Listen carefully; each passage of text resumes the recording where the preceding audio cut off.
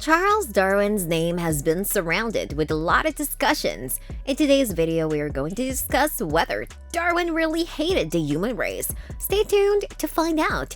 It is a popular misconception that Charles Darwin hated humanity. In fact, his theories and observations about evolution and natural selection were not focused on humans. They were directed on the diversity of life and the cycles that shape it. His work on the origin of species, published in 1859, proposed the idea that species evolve over time through a process of natural selection.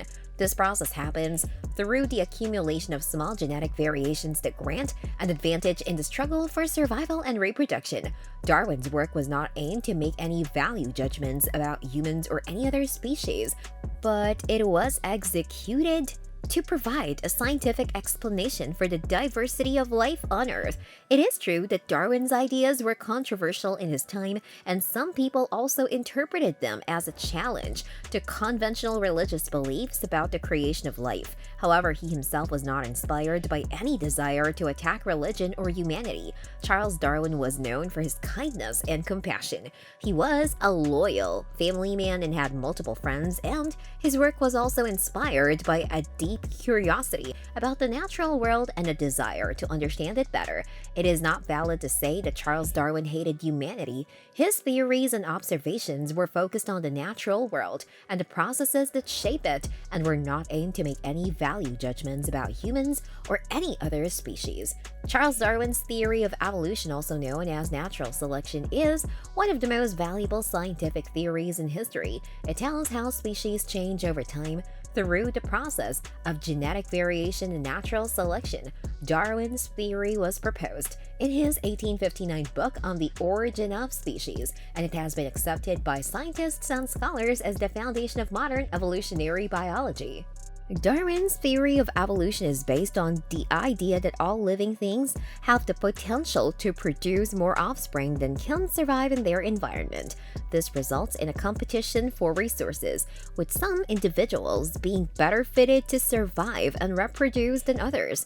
With passing time, these valuable traits are passed down to future generations, leading to the gradual evolution of a species. One of the most important principles of his theory is the concept of natural selection. This refers to the process by which specific traits are passed down through generations because they give individuals a benefit in their environment. For instance, a bird with a longer beak may be better able to reach seeds in a tree, giving it an advantage over birds with shorter beaks.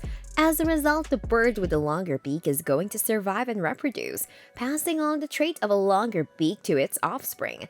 With time, the population of birds will evolve to have longer beaks on average. Before we move ahead, if you're liking this content so far, please consider subscribing and liking this video.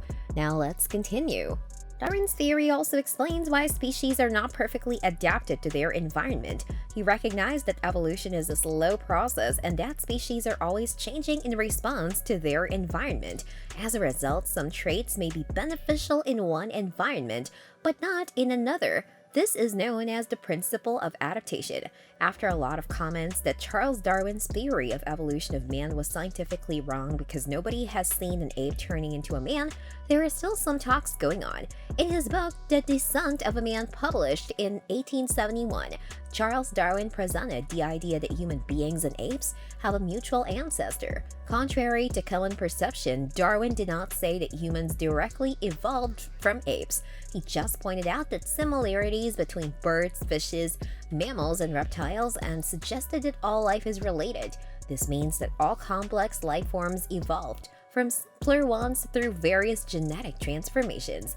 Darwin's theories have gone on to be verified by scientific evidence that have happened in the 20th century, and many years after his death. The discovery of deoxyribonucleic acid played a key role in helping scientists study the evolution of life through gradual genetic changes over millions of years. Supporting evidence for Darwin's theory includes morphological similarities like vertebral column and Pandadactyl limbs, similarity in gene sequencing in apes and humans, and the comparison among the fossils of the period.